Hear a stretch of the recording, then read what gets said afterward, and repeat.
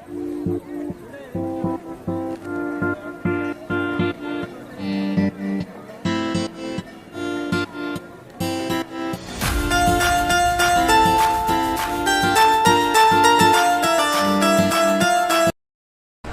मुलाला पेनचा पॅरालिसिस झाला होता. डॉक्टरचं ट्रीटमेंट करूनसुद्धा काही आराम नाही झाला.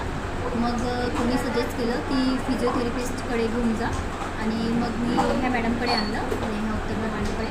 आणि इथे त्याला खूपच छान रिस्पॉन्स मिळाला आहे. अख्ख्या 20 दिवसात त्याला ट्रीटमेंटमुळे आराम झालेला आहे.